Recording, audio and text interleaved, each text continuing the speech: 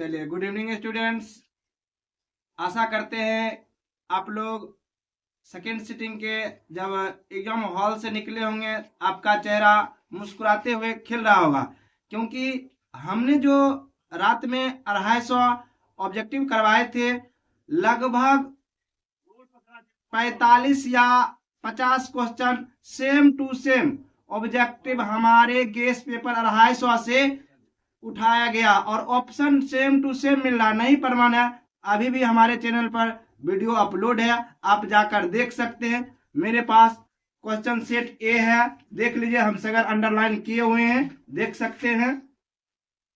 और अभी आपको हम आंसर की करवाएंगे 1 से 80 तक, जो कि एग्जैक्ट सही होगा, यानी कि 100% राइट प्रश्न के आंसर बताया जाएगा, किसी प्रकार के त्रुटि नहीं रहेगा। इससे आप संकोच दूर रहिए। तो आपको फिजिक्स वाले सर बताएंगे, केमिस्ट्री और बायोलॉजी को हम बताएंगे।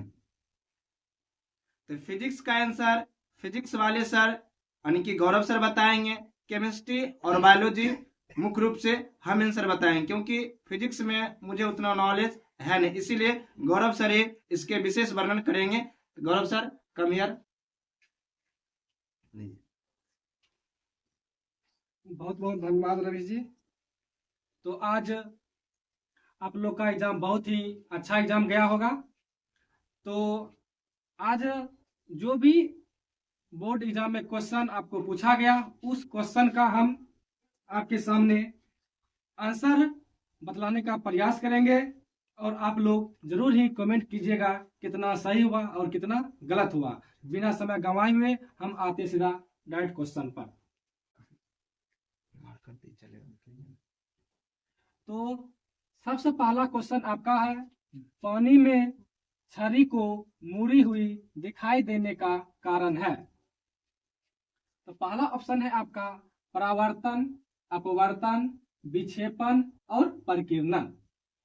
मतलब पूछ रहा है क्या पानी में जो छड़ी है मुड़ी हुई दिखाई क्यों देता है। तो आपका जो इस सवाल का जवाब होगा वो आपका हो जाएगा अपवर्तन। क्या हो जाएगा? अपवर्तन।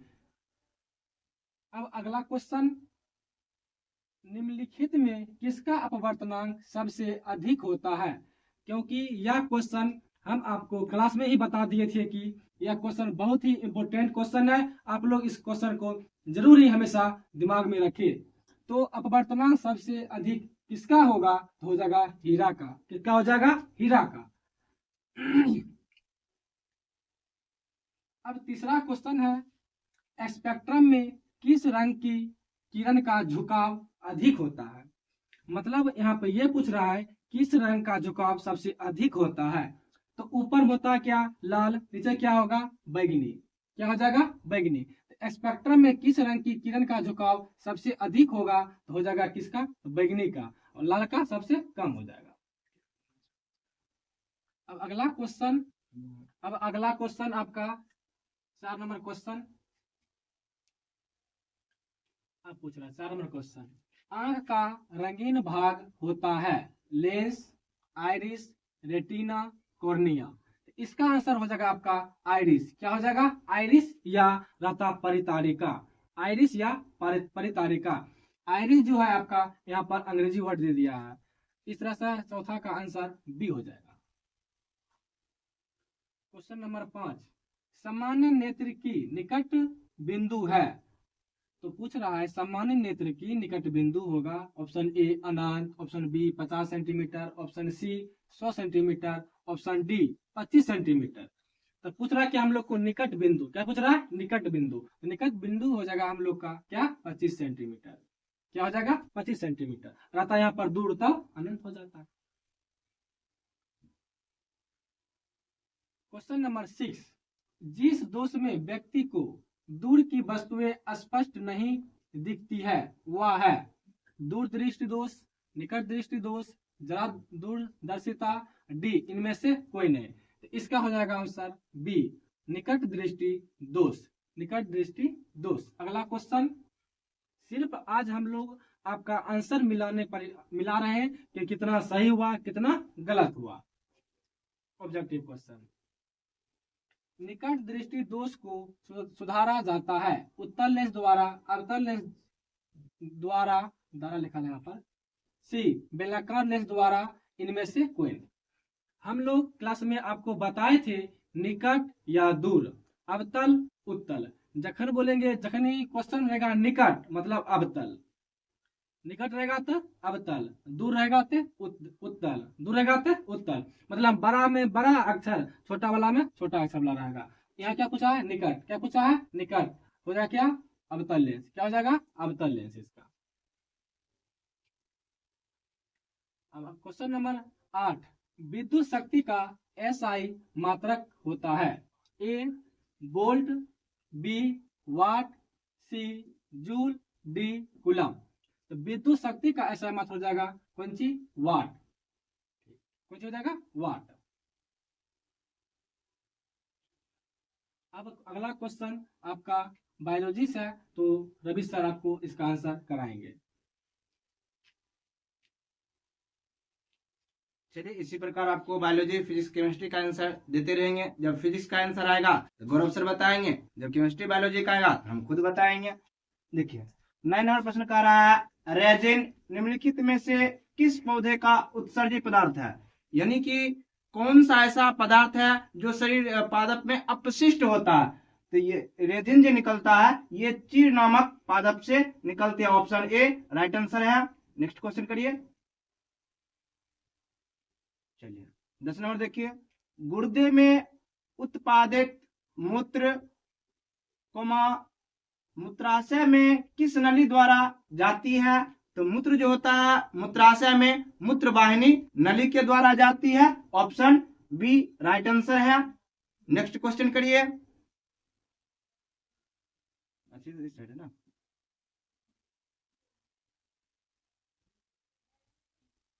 चलिए 11 नंबर देखिए, कृत्रिम वृक्क किस अपशिष्ट उत्पाद को रुधिर से अपवहन द्वारा पृथक करते हैं? ये नाइट्रोजनी पदार्थ जैसे अमोनिया, यूरिया, यूरोटेरिक अम्ल, ये सभी जो होता है उत्सर्जी पदार्थ होता है। और कह रहा कृत्रिम वृक्क किस अपशिष्ट उत्पाद को रुधिर से अपवहन द्वारा पृथक करता है?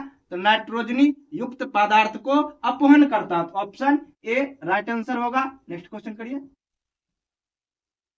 चलिए, ये क्वेश्चन रात में जो 250 करवाया गया था, सेम टू सेम नहीं प्रमाण है, अभी भी वीडियो अपलोड है, आप जाकर देख सकते हैं। जो हमसे रात में जुड़े हुए थे उसका तो एग्जाम दोनों सिटिंग बल्ले बल्ले गया है।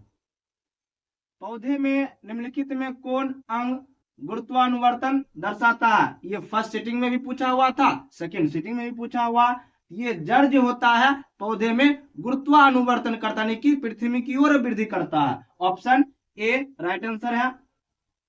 नेक्स्ट क्वेश्चन करिए। कौन पादप हार्मोन वृद्धि का संदमन करता है? यानी कि ऐसा पादप हार्मोन को बताना था जो वृद्धि को रोकता है। ये क्वेश्चन हम रात भी कराए थे।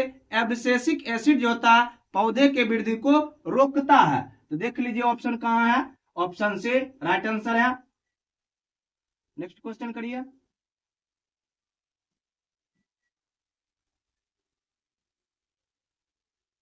चलिए 14 नंबर देखिए, निम्नलिखित में कौन ऐच्छिक पेशियां की गति का नियंत्रण करता है? यानी कि आप हाथ को हिला रहे हैं, पैर को चला रहे हैं, आप बोल रहे हैं, ये हुआ ऐच्छिक पेशी, यानी कि आपका जिस पर नियंत्रण हो, उसको कौन नियंत्रित करता है? ये सेरिबेलम करता है। ऑप्शन बी राइट आंसर है।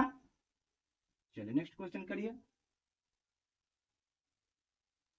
किस हार्मोन के अधिक स्राव से जाइगोटिज्म नामक रोग हो जाता है? तो जब ग्रोथ हार्मोन अत्यधिक स्रावित होता है तो कोई व्यक्ति सामान्य से अधिक लंबे हो जाते हैं, तो ऐसे रोग को जाइगोटिज्म कहते हैं। ये वृद्धि हार्मोन होता है। ऑप्शन ए राइट आंसर है। नेक्स्ट प्रश्न करिए। चलिए, ये भी क्वेश्चन रात करवाए थे। अलैंगिक जनन की विधि है। अलैंगिक जनन की विधि जो होती है, बीजाणु जनन भी होती है, मुकुलन भी होती है और विखंडन भी होती है। इनमें से सभी option number D right answer है। मनीष ऑप्शन डी होगा। वो गलत, लड़का किसी लड़का क्या गलत मारा है? Option D. हाँ ऑप्शन डी करिए ना। मुकुलन भी होता है, बीजाणु जनन भी होता है, दिखने में भी होता है। अब क्वेश्चन फिजिक्स का है, तो गौरव सर ही इसका आंसर बताएंगे। गौरव सर थोड़ा बताइए बच्चे लोग का। अब अगला क्वेश्चन है, डायनमो यांत्रिक ऊर्जा को किस ऊर्जा में परिणित करता है? मतलब डायनमो जो है किस ऊर्जा में बदलता है, किस ऊर्जा से किस ऊर्जा में बदलता है? तो पहला है ध्वनि ऊर्जा, दूसरा है विद्युत ऊर्जा, तीसरा है सौर ऊर्जा और चौथा है इनमें से कोई नहीं। इसका आंसर हो जाएगा आपका बी, क्या हो जाएगा? विद्युत ऊर्जा होगा। अगला क्वेश्चन बायोलॉजी क्वेश्चन है, सर बताइए। करा है जैव आवर्धन प्रदर्शित करने वाला रसायन है। ये भी क्वेश्चन आपको रात में कराया गया था कि जैव आवर्धन को कौन प्रदर्शित करता है? ये डीडीटी होता है। ऑप्शन बी राइट आंसर है। चलिए नेक्स्ट क्वेश्चन देखिए। चलिए ये भी क्वेश्चन, ओजोन का आणविक सूत्र होता है तो ऑक्सीजन के 3 अणु, एक बार नहीं 3 बार क्वेश्चन हम रात रिपीट कर रहे थे और बोल भी रहे थे ये क्वेश्चन कल छपेगा, आज वही हुआ, एग्जाम में छपा। ओजोन का आणविक सूत्र होता है O3, ऑप्शन से राइट आंसर है। नेक्स्ट क्वेश्चन करिए। रासायनिक अभिक्रिया Na2SO4 यानी कि सोडियम सल्फेट और बेरियम क्लोराइड को जब अभिक्रिया कराई जाती है तो बेरियम सल्फेट और सोडियम क्लोराइड बनता है। इस प्रकार के पूछ रहा है किस प्रकार की अभिक्रिया है? यहाँ पर देखिए दो आयन अपने इलेक्ट्रॉन को आदान प्रदान कर रहे हैं, आयनों को आदान प्रदान करके नया नया दो यौगिक बना रहे हैं। ये डबल डिस्प्लेसमेंट होता नहीं कि द्विविस्थापन। ऑप्शन बी राइट आंसर है। नेक्स्ट क्वेश्चन करिए।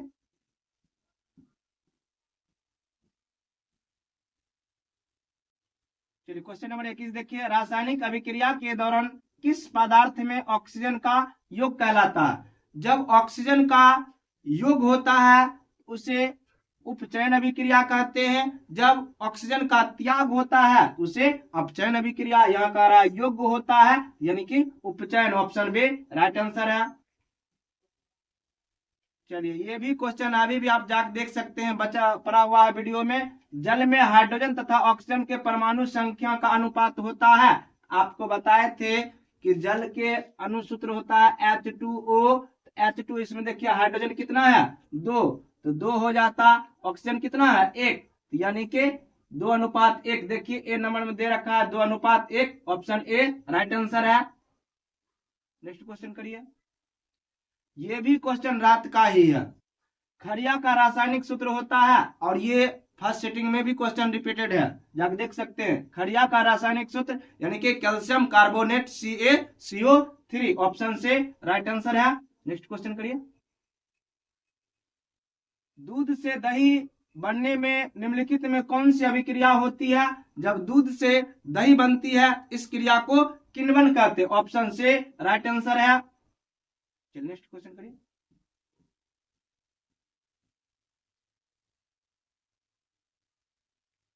ये भी क्वेश्चन रात का है, देख लीजिए कितना क्वेश्चन, कितना बार बार कहते रहे सबको, सारा क्वेश्चन ही उठा कर रख दिया बिहार बोर्ड मेरे चैनल से। मुख गुहा में किस पोषक तत्व का पाचन होता है? तो मुख गुहा में सर्वप्रथम पाचन जो होता है पोषक तत्व के वो कार्बोहाइड्रेट का होता है। ऑप्शन बी राइट आंसर है। चलिए नेक्स्ट क्वेश्चन करिए। मानव आहार नाल का सबसे लंबा भाग, ये भी क्वेश्चन हमारे ही गेस्ट पेपर का है। तो मानव शरीर के सबसे लंबा भाग छोटी आंत होती है, लगभग 6 मीटर तक हो सकती है। Option B, option D right answer है। चलिए नेक्स्ट क्वेश्चन करिए। द्विबीजपत्री पौधे की गार्ड कोशिका की कौन सी भित्ति मोटी होती है? ये इनर सेल जो होता है गार्ड कोशिका, जिसे आप रंध्र कहते हैं, तो गार्ड कोशिका के भीतरी सतह जो होती है ये अधिक मोटी होती है। ऑप्शन ए राइट आंसर है। नेक्स्ट क्वेश्चन करिए।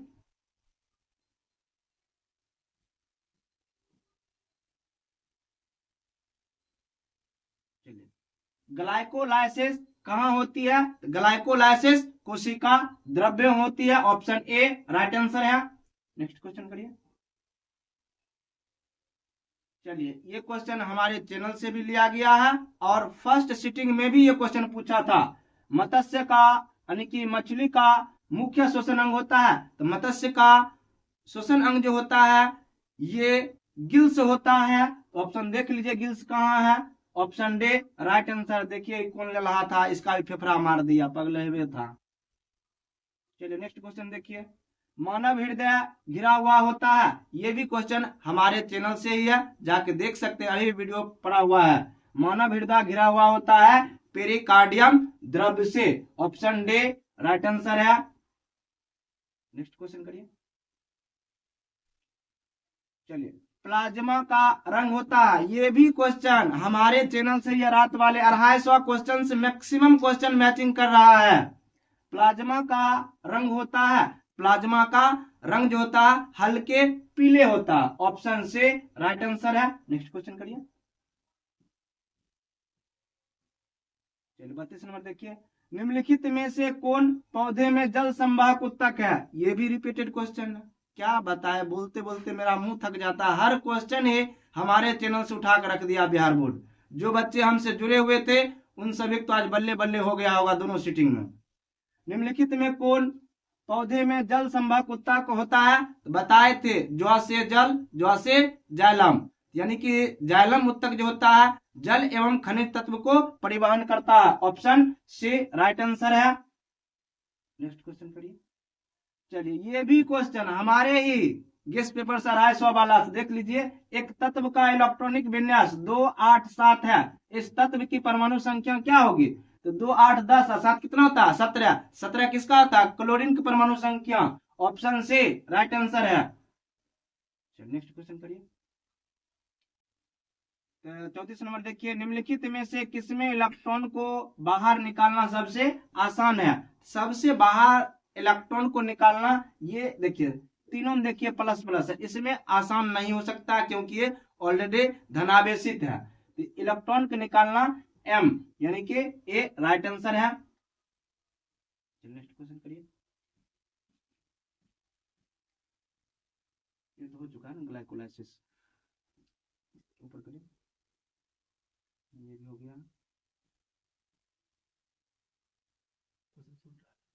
ठीक से मैंने शुरू कर वीडियो।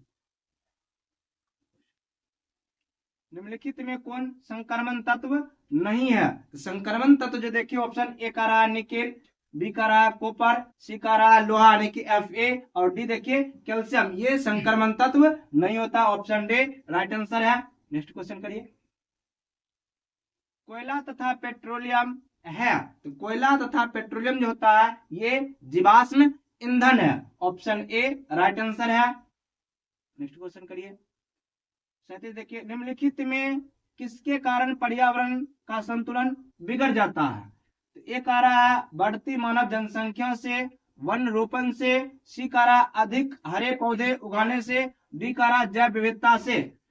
तो इसमें से जब मानव की जनसंख्या अधिक होगी ये पर्यावरण को बिगाड़ सकते हैं, कि पर्यावरण के संतुलन बिगड़ सकता है, ऑप्शन ए राइट आंसर है। नेक्स्ट क्वेश्चन करिए।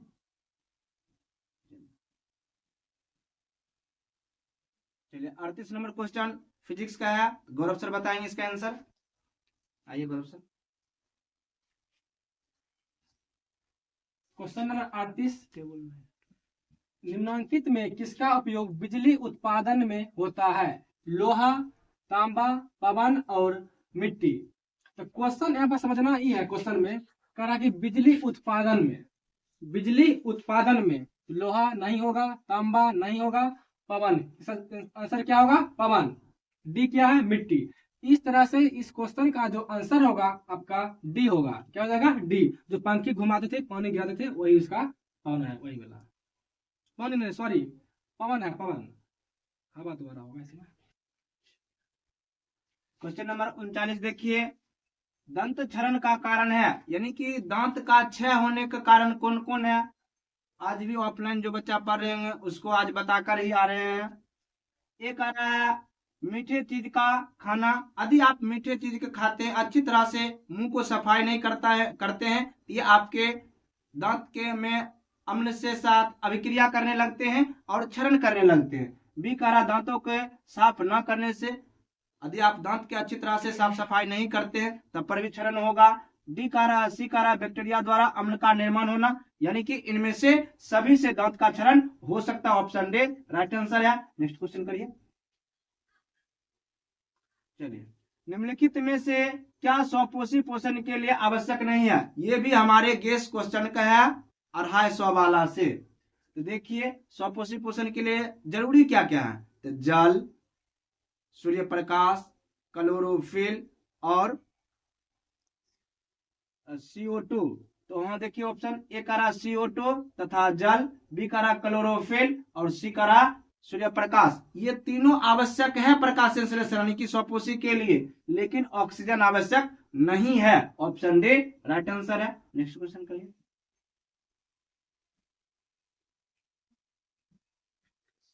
चलिए गौरव बताएंगे, गौरव सर बताएंगे इसका आंसर फिजिक्स का। क्वेश्चन नंबर 41 ओम के नियम का गणितीय रूप है। पूछ रहा है ओम का गणितीय रूप क्या है? ए आई बराबर वी आर, आई बराबर वी बटा आर, आई बराबर आर बटा V, D option D I बराबर V plus R. 41 number question का जो आपका आंसर होगा आई बराबर वी बटा आर नहीं होगा। क्या होगा इसका आंसर? तो हो जाएगा आई बराबर वी बटा आर, आई बराबर वी बटा आर इसका जवाब हो जाएगा। ऊपर कीजिए। विद्युत अपघट में इलेक्ट्रॉन मुक्त होता है।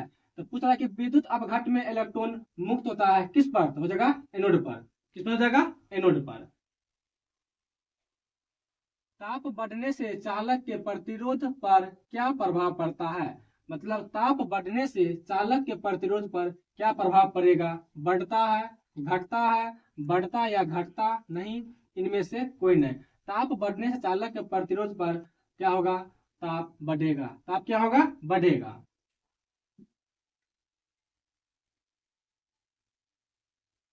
शुष्क सेल में ऋण इलेक्ट्रोड बना होता है।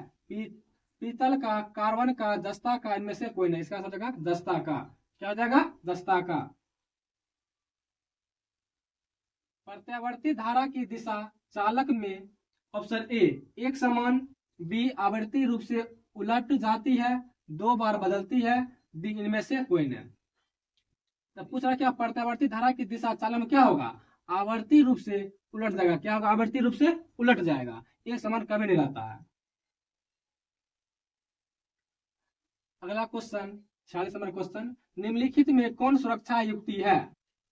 तो option A ammeter, option B unit board, option C MCB, option D इनमें से कोई नहीं।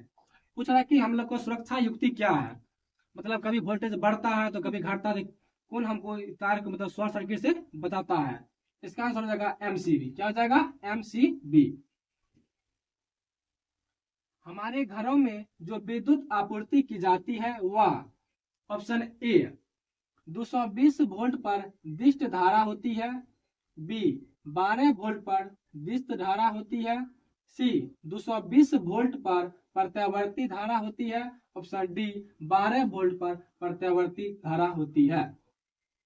तो घर में जब बात आएगा हो जाएगा 220 वोल्ट। क्या हो जाएगा? 220 वोल्ट। एम भी है और बीम भी है, लेकिन इसमें है DC, उसमें है AC। हमको होता है घर में क्या रहता है? 220 वोल्ट पर प्रत्यावर्ती धारा हो जाएगा, ऑप्शन सी। अगला क्वेश्चन, अतिभारण के समय विद्युत परिपथ में विद्युत धारा का मान। अतिभारण मतलब होता है ओवरलोडिंग, मतलब हद से ज्यादा वोल्टेज बढ़ता है, कभी घटता है ना, मतलब कभी जब बढ़ा उसको बोलते हैं अतिभारण। क्या बोलते हैं? अतिभारण। अतिभारण के समय विद्युत परिपथ में विद्युत धारा का मान बहुत कम हो जाता है, परिवर्तित नहीं होता है, सी विद्युत अधिक बढ़ जाता है, इनमें से कोई नहीं। इसका आंसर हो जाएगा आपका सी विद्युत अधिक बढ़ जाता है, तभी ओवरलोडिंग होता है। अगला क्वेश्चन बायोलॉजी का क्वेश्चन है, करवाइए सर। देखिए ये भी क्वेश्चन हम क्लास में बताए होंगे। प्रथम मासिक धर्म प्रकट होना क्या कहलाता है? जब किसी फीमेल में प्रथम बार मासिक क्रिया संपन्न होती है उसे मेनार्च कहते हैं, और जब अंतिम बार होता तो उसे मोनोपॉज कहते हैं। यहाँ पूछ रहा प्रथम बार प्रकट होता तो उसे क्या कहेंगे? मेनार्च, यानी ऑप्शन बी राइट आंसर है। नेक्स्ट क्वेश्चन करिए। भ्रूण का विकास होता है, ये भी रात के गेस्ट पेपर से क्वेश्चन लिया गया है। भ्रूण का विकास अंडाशय में होता है, ऑप्शन ए, सॉरी, भ्रूण का विकास गर्भाशय में होता है, ऑप्शन से राइट, सॉरी कर दिए थे। नेक्स्ट क्वेश्चन करिए। जीव द्रव शब्द किसने प्रस्तुत किए? तो जीव द्रव शब्द थे ये पुरकिंजे प्रस्तुत किए थे, ऑप्शन ए राइट आंसर है। चलिए नेक्स्ट क्वेश्चन करिए। मानव युग्मक में लिंग गुणसूत्रों की संख्या होती है, तो मानव गुणसूत्रों में लिंग गुणसूत्र की संख्या 2 होती है, क्योंकि 44 समजात गुणसूत्र होता है, जबकि 45 और 46 ये लिंग गुणसूत्र होते हैं, ऑप्शन बी राइट आंसर है। चलिए नेक्स्ट क्वेश्चन करिए। नेक्स्ट क्वेश्चन चलिए 53 नंबर देखिए। निम्नलिखित में कौन पुरुष में पाए जाने वाला लिंग क्रोमोसोम जोड़ा है? तो पुरुष में पाया जाता है 44 प्लस XY, जबकि मादा में पाया जाता है 44 प्लस XX। यहाँ पुरुष पूछ रहा है, पुरुष में हो जाएगा XY, option B right answer है। नेक्स्ट क्वेश्चन करिए।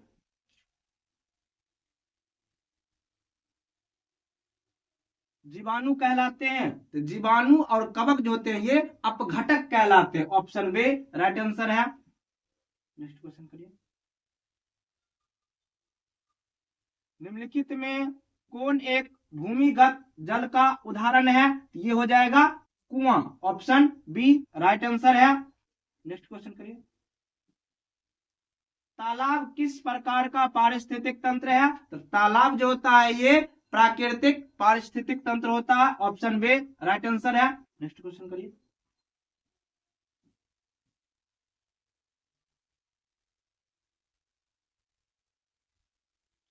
मिश्र धातु जिसमें 90% कॉपर और 10% SN, उसका यानी कि टिन SN कहते टिन है, उसका नाम है।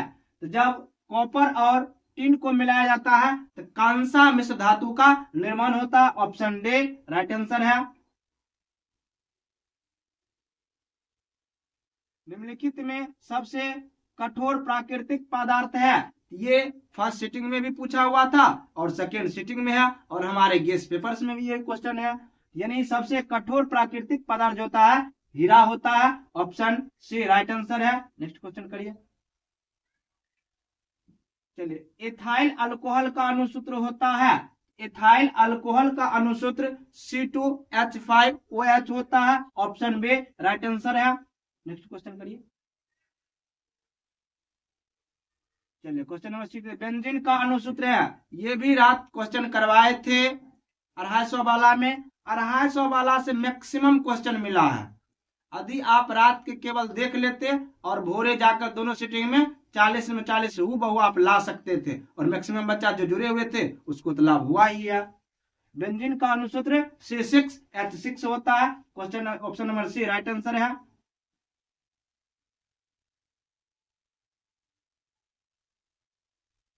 चलिए निम्नलिखित में कौन युग्म समावयवी है? ये सब्जेक्टिव में भी हम गेस्ट क्वेश्चन दिए थे, ऑब्जेक्टिव में भी कराए थे।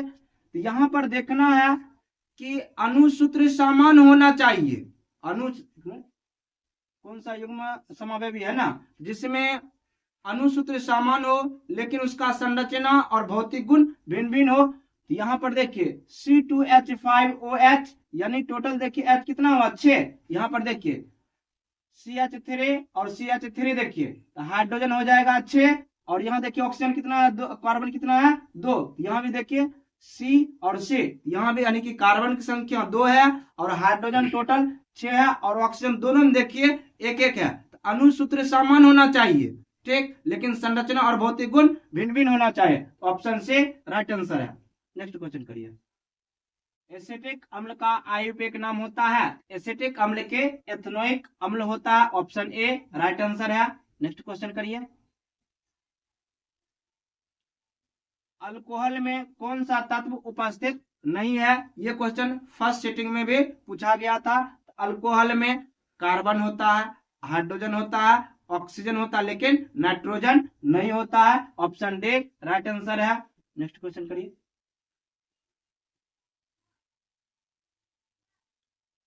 आवर्त सारणी के उदग्र स्तंभों को कहा जाता है। ये भी क्वेश्चन रद्द करवाए थे। जब आवर्त सारणी में हॉरिजॉन्टल होता है उसे आवर्त सारणी उसे हॉरिजॉन्टल जब रहता तो उसको करवा। आवर्त सारणी के ऊर्ध्वाधर स्तंभों को कहा जाता है, इसको वर्ग कहा जाता है। ऑप्शन ए राइट आंसर है। नेक्स्ट क्वेश्चन करिए। अच्छा फिजिक्स क्वेश्चन है, गौरव सर करवाएंगे।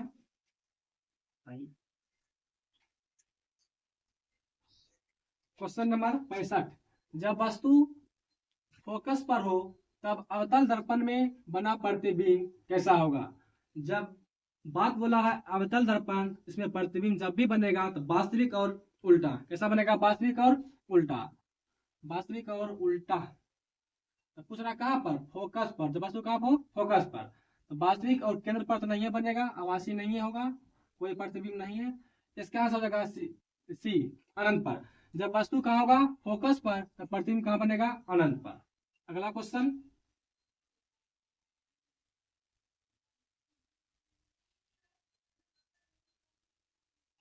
अगला क्वेश्चन, समतल दर्पण द्वारा बना प्रतिबिंब पार्श्व उल्टा होता है, अर्थात बायां दायां प्रतीत होता है, बी ऊपर नीचे प्रतीत होता है, सी बड़ा होता है, डी इनमें से कोई नहीं।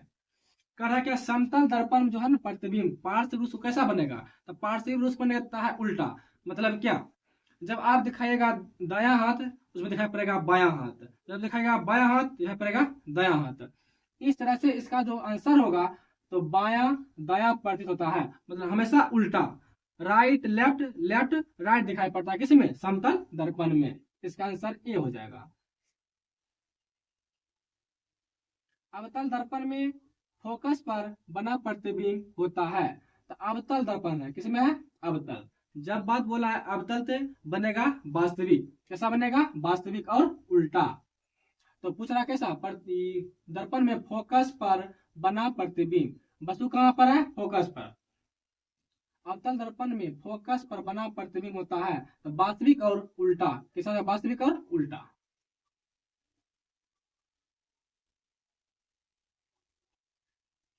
जब वस्तु अनंत पर हो तो अवतल दर्पण में प्रतिबिंब होता है, ए दर्पण के पीछे आभासी, फोकस पर वास्तविक, उल्टा केंद्र पर आभासी, ध्रुव पर आभासी। तो जब वस्तु कहाँ पर है, अनंत पर, वस्तु कहाँ पर है, अनंत पर। जब वस्तु होगा अनंत पर तो प्रतिबिंब बनेगा फोकस पर, जब वस्तु होगा अनंत पर प्रतिबिंब बनेगा फोकस पर। तो फोकस पर, ऑप्शन ए ऑप्शन बी इसका सही जवाब हो जाएगा, वास्तविक उल्टा थोड़ी करता है। Question number 69। समतल दर्पण द्वारा उत्पन्न आवर्धन का मान हमेशा होता है। जब बात बोलता है समतल दर्पण पर, इसका जो आवर्धन का मान होगा +1, क्या हो जाएगा, +1। तो ए में है, ए जो है छोटा है, बी में ए बड़ा है, सी में बराबर 1 है और डी 0। तो होता इसमें क्या है, +1, क्या होता है, +1। तो +1 खोजना है, ये तो हो गया छोटा और बड़ा दोनों, इसी 0 हो जाएगा इसका आंसर सी। लेकिन यहाँ पर दिया है बराबर 1, बराबर 1, यहाँ पर प्लस छुपा हुआ है, इसका आंसर होता है +1, सी उसका आंसर सही है।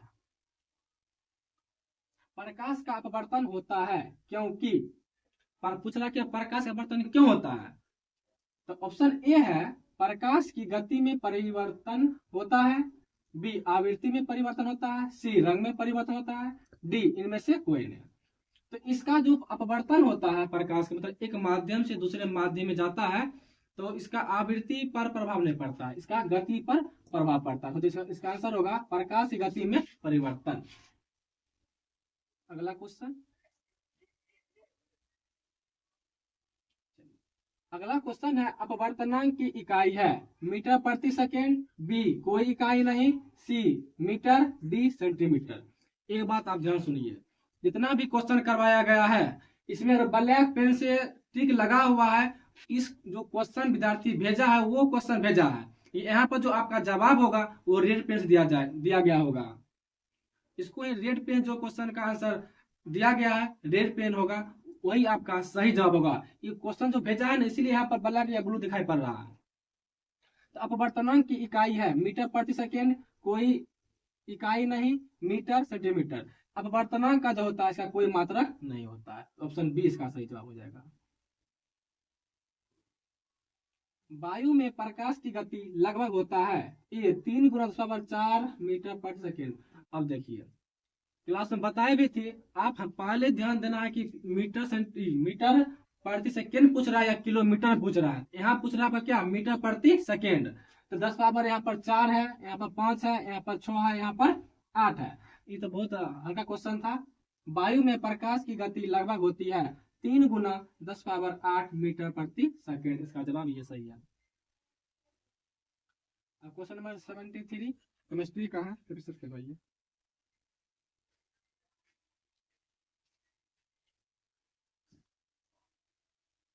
चलिए, बेकिंग सोडा का रासायनिक सूत्र है, ये आपको रात हम करवाए थे। बेकिंग सोडा का रासायनिक सूत्र जो होता है NaHCO3, जिसे सोडियम बाइकार्बोनेट भी कहते हैं। ऑप्शन ए राइट आंसर है। नेक्स्ट क्वेश्चन देखिए,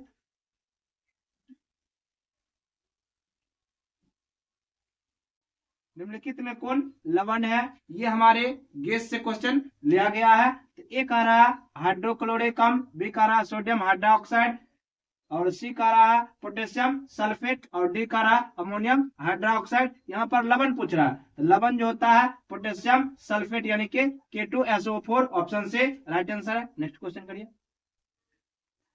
ये भी क्वेश्चन नहीं कि 75 नंबर वाला भी हम रात करवाए थे, अभी भी जाकर वीडियो पर आया देख सकते, शक है तो। निम्नलिखित में से किस विलयन का उपयोग दीवार की सफेदी करने के लिए उपयोग किया जाता है? तो कैल्शियम हाइड्रोक्साइड को हम दीवार के पोताई करने के लिए उपयोग करते हैं। ऑप्शन बी राइट आंसर है, यानी कि CaOH के होल ट्वाइस। नेक्स्ट क्वेश्चन करिए। निम्नलिखित में किसके कारण अम्ल वर्षा होती है? ये भी क्वेश्चन रात करवाए थे। निम्नलिखित में किसके कारण अम्ल वर्षा होती है? SO2 के कारण अम्ल वर्षा होती है। ऑप्शन बी राइट आंसर है। नेक्स्ट क्वेश्चन करिए। निम्नलिखित में कौन दुर्बल अम्ल है? ये भी क्वेश्चन रात करवाए थे। HCl और नाइट्रिक अम्ल और सल्फ्यूरिक अम्ल, ये तीनों जो होता है प्रबल अम्ल होता है, जबकि CH3COOH यानी कि एसिटिक अम्ल जो होता है ये दुर्बल अम्ल होता है। ऑप्शन से राइट आंसर है। नेक्स्ट क्वेश्चन करिए।